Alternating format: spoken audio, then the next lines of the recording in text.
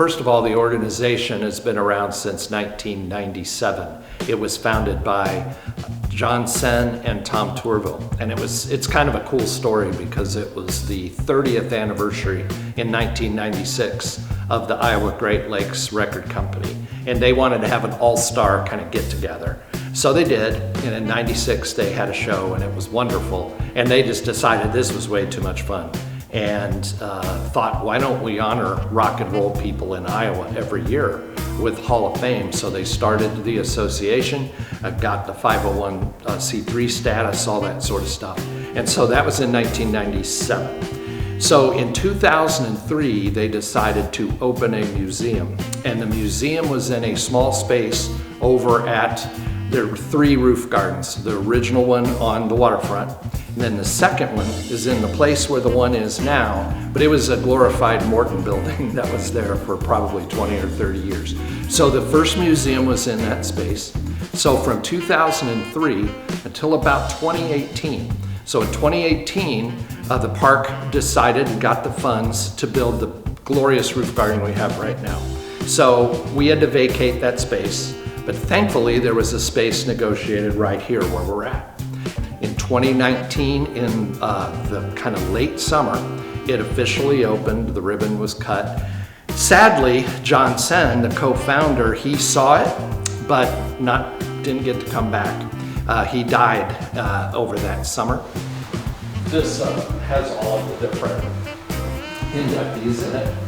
And like Janice is from Sioux City, and she was inducted last year. So every one of the inductees, you can search for them and pull their bio up in a picture.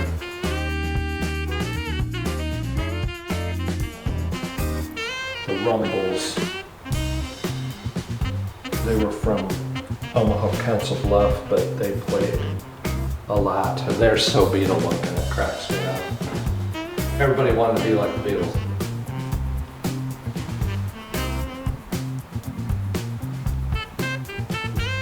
We have 2 major planks in our mission statement.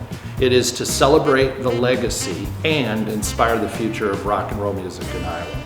So one of the ways is the museum obviously has a lot of archives, exhibits that celebrate the legacy of rock and roll music in Iowa. But it's a moving target. 25 years is the threshold to be inducted into the Iowa Rock and Roll Music Association's Hall of Fame.